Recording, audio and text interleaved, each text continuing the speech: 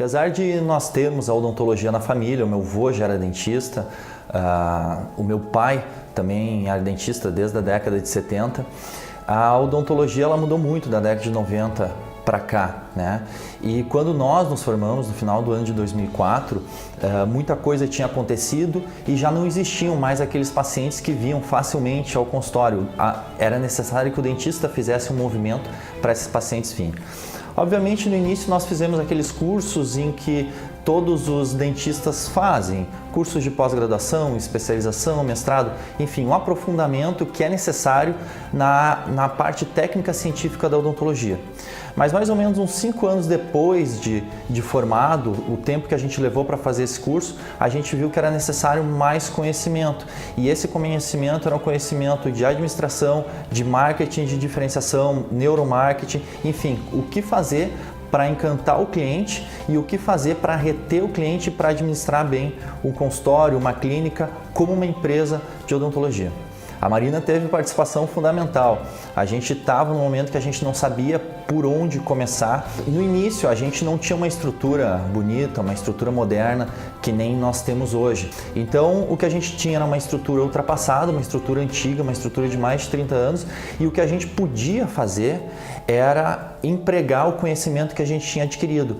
Processos internos, fluxo do paciente, treinamento dos funcionários, o que faz toda a diferença, o treinamento, o atendimento telefônico, o treinamento do funcionário de como receber o seu paciente ou o seu cliente. E a gente foi vendo que tudo isso que a gente ouve falar no meio empresarial é importante, é fundamental para a administração também de um consultório, de uma clínica odontológica. Independente se ele for de um dentista com uma secretária ou se ele for de 2, 3 dentistas, se for de uma clínica maior.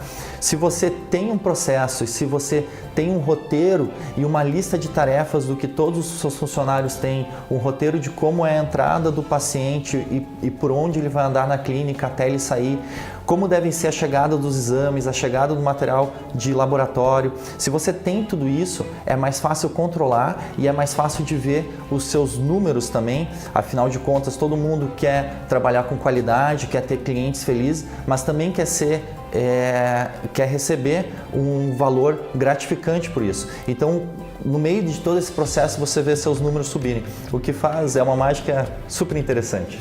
Você já começa a ver resultado quando começa a aplicar as técnicas mesmo sem toda a estrutura, mesmo sem todo o glamour. E à medida que você vai aplicando essas técnicas e você e a sua equipe vão se inteirando de como tudo isso funciona, o resultado ele vai se tornando cada vez mais automático. É como se fosse uma bola de neve num fluxo positivo, né? Existe uma crise de identidade na odontologia, né? Muita gente praticando uma odontologia baixa, uma guerra de preços, muitas vezes porque não consegue se diferenciar no mercado. Então a pessoa acha que a única forma de atrair o cliente de um outro local é baixando o seu preço. E não é uma saída inteligente, muita gente faz isso e acaba fechando o seu estabelecimento depois de um tempo. No momento que a gente agrega valor, a gente valoriza a nossa profissão, nós nos valorizamos e o mais interessante de tudo é que talvez a pessoa mais feliz em tudo isso seja o nosso paciente. Eu penso que a gente faz a diferença para nós quando a gente faz a diferença na vida das pessoas. Então, quanto mais pessoas eu conseguir fazer elas felizes como clientes e quanto mais pessoas eu conseguir ajudar como um gestor clínico dentro da nossa empresa, mais feliz também eu vou estar.